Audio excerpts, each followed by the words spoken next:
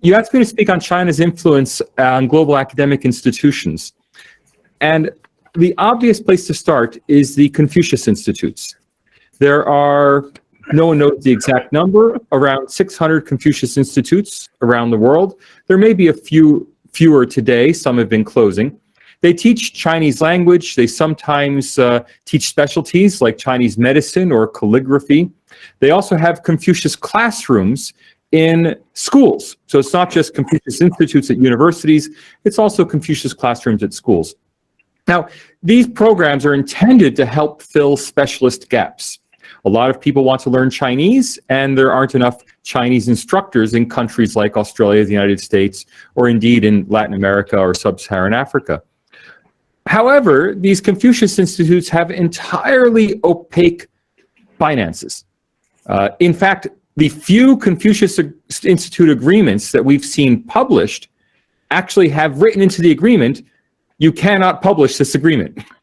So they're intentionally opaque. They're usually set up outside the university. So most university-based Confucius Institutes, while they sit on the campus of a university, are not part of the university. That's further intended to shield them from scrutiny.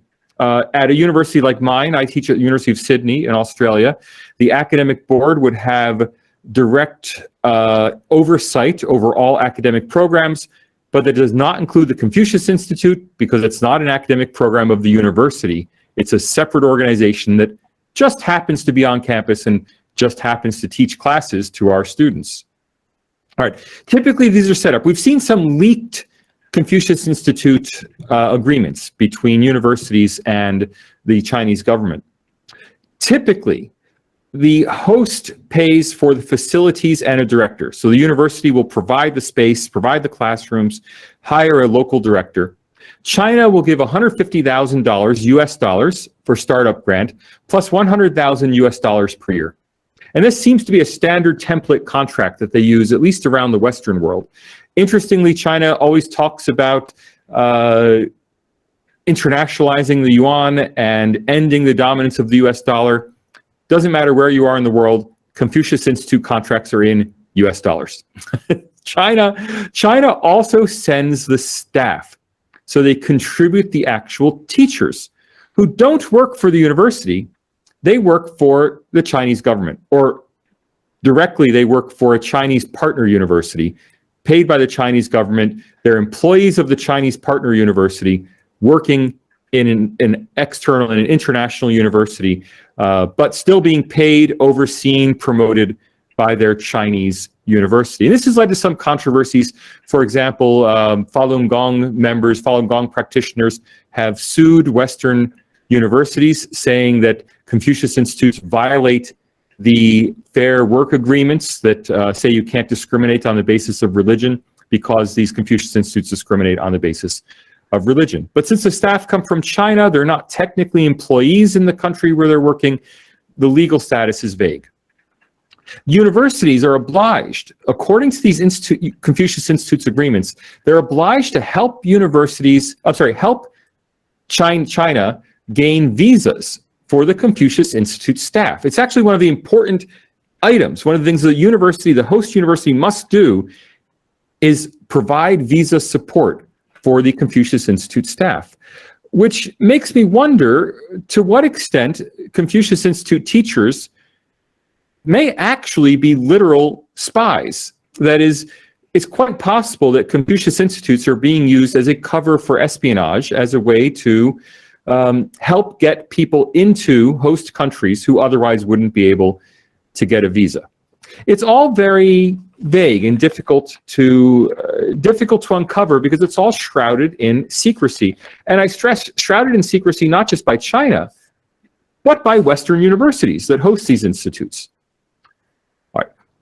But it's hard to see these Confucius Institutes as a major tool of Chinese influence because they're actually very poorly subscribed. Here at the University of Sydney, where I teach, the Confucius Institute has admitted no students for the last 2 years. Now, of course, that's partly due to coronavirus, but now that we have no restrictions, they're still not offering any classes. They have staff, they have space, they have a director, but they're not actually teaching anybody. Hey, even if they made money, it's tiny. Now, all of the evidence I've been able to ascertain around the world is that Confucius Institutes lose money. Several universities in the US have closed them as loss-making. I know informally, through informal contacts, that our Confucius Institute at the University of Sydney loses money. But even if they made money, it would be tiny. $100,000 a year is irrelevant in the budget of a $2 billion university. I mean, universities like the major Australian universities have an annual revenue of $2 billion US dollars in the case of University of Sydney. So what's $100,000? It can't possibly buy influence. Maybe in Africa or Latin America, the situation is different. If it's difficult to get data on Confucius Institutes in Australia, New Zealand, United States, and Canada, it's impossible to get data on Confucius Institutes in Latin America, Southeast Asia, Sub-Saharan Africa. Okay. But and on top of that, on top of not making money, Western universities are under increasing political pressure to close Confucius Institutes. That is to say, if the Confucius Institute is a tool of Chinese influence, well, it's also hurting the Australian university. They're not making any money. They're coming under government pressure. So we have to ask, why do so many Australian, US, Canadian universities host Confucius Institutes? I actually think we have to turn the issue of Chinese influence around. Confucius Institutes are not sources of Chinese influence. They're the products of Chinese influence, which is to say that we have Confucius Institutes because the Chinese government goes to a university and says, if you don't host a Confucius Institute, we won't cooperate in other ways. That is, the actual mechanisms of influence are not through the institutes, they're through other means. Now, the visible means that everyone talks about are Chinese students. There are 900,000 Chinese students studying abroad, give or take. That compares to about 300,000 for India. So the total Chinese abroad student population is about 3 times the Indian abroad student population. For some universities, this is a major source of revenue, but not for many. I mean, there are about a dozen in the United States for which Chinese students are a substantial source of revenue. A few in Canada, Toronto, Vancouver, Simon Fraser University. For all other Canadian universities, Chinese students are really a minor component of revenue. Only in Australia and New Zealand is there systemic dependence on Chinese students, meaning that the whole system requires Chinese students to function. My own university has about one third of its student body is Chinese. That's just incredible. We operate as an offshore university for China. And there's a rising dependence in the UK.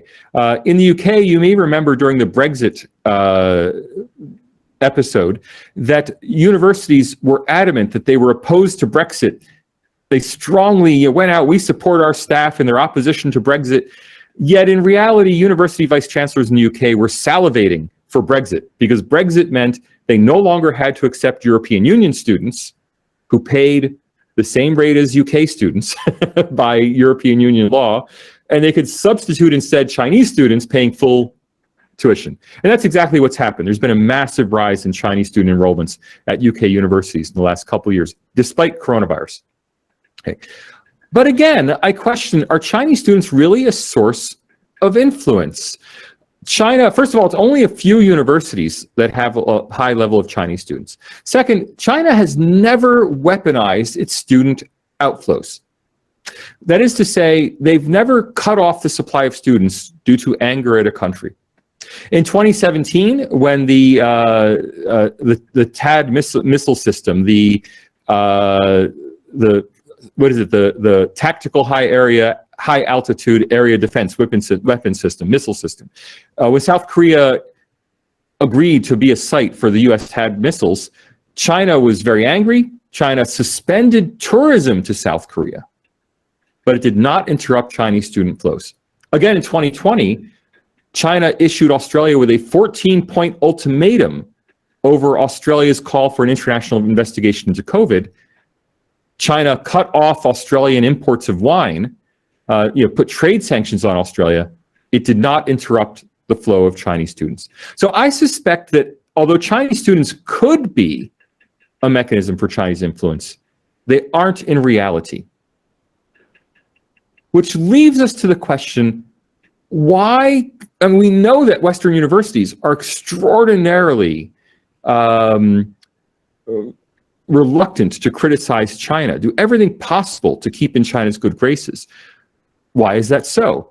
In my own research, I've identified the one key area is actually research cooperation. Since 2008, China's 1,000 Talents program, it goes by many names, but the colloquial name is 1,000 Talents, have recruited a large but unknown number of top Western, and I put Western in scare quotes, Western researchers. Some people suggest as many as 100,000. I think that probably includes minor programs that are connected to 1,000 Talents. In any case, tens of thousands of Western researchers. Generally, these are Chinese emigres who work at top Western universities. That is, they're China PRC born. From China's standpoint, they're still PRC citizens. Even if they've taken citizenship in Australia or the US, China doesn't let them give up their Chinese citizenship. And the original idea was to tempt them back to China. So in 2008, the original 1,000 Talents program was a program to entice Chinese-born scholars back to China. But of course, these Chinese-born scholars did not want to give up their tenured positions at Western universities. So instead, 1,000 Talents evolved into a moonlighting program. That is, it evolved into a program where people who had full-time jobs at Western universities also were paid for full-time jobs at Chinese universities. They were typically made a dean, quote unquote. Chinese universities have hundreds of deans, and they were given a lab, sometimes a very big lab. That is, there are people on the 1,000 Talents programs, professors in Australia, United States, and Canada, who are overseeing a lab of 200 people in China, yet maintaining their academic positions in Western countries. As a result, these labs turn out enormous quantities of research. The lab director, who's based at a Western university, is always listed as one of the authors on the paper. The result is an enormous Chinese subsidy for the journal articles being published by Western universities. If you look at our material science department, our chemistry department, our math department, they're all full of Chinese professors publishing enormous numbers of articles as co-author with their labs back in China. But these agreements are not official agreements. So Australia has a foreign influence program. You have to register these agreements, but you don't have to register them because they're not agreements between the university in Australia and the university in China. They're personal contracts between the academic who happens to work at an Australian university and the institution back in China where they have a staff of 200 people. Okay. As a result, Australian and to a lesser extent, US and Canadian universities are generating enormously increased numbers of research publications. And I'm not saying these aren't small. I mean, it's hard to exaggerate this. According to data from the Australia-China Research Institute, which is a pro-China think tank here in Sydney, Chinese collaborations account for 40%, that's 40% of Australia's highly cited research articles. Highly cited articles go into essentially a database that gets used by international rankings to rank universities. 40% of the entire country's highly cited research is from Chinese universities. Over the last 5 years, just 5 years, 7 years, time moves on. Since 2015, over the last 7 years, Australia's share of the world's highly cited researchers has doubled from 2% to 4% of the world's highly cited researchers.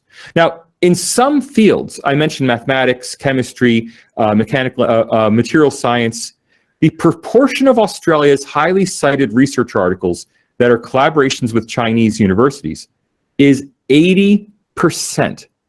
In other words, these highly ranked Australian university departments would not be highly ranked if it weren't for the 1,000 Talents program. Because these are not actual collaborations. These are not Australians collaborating with Chinese people. These are Chinese people in Australia who've been given a lab in China by the Chinese government. This is the great vulnerability that Australian universities are worried about losing. That if they anger China, China at a moment can cut off these research collaborations. And when 40%, and I can't emphasize that number enough, 40% of Australia's nationwide total high prestige research productivity depends on the 1,000 Talents programs, well, there's a lot of incentive for Australian universities to do whatever the Chinese government says.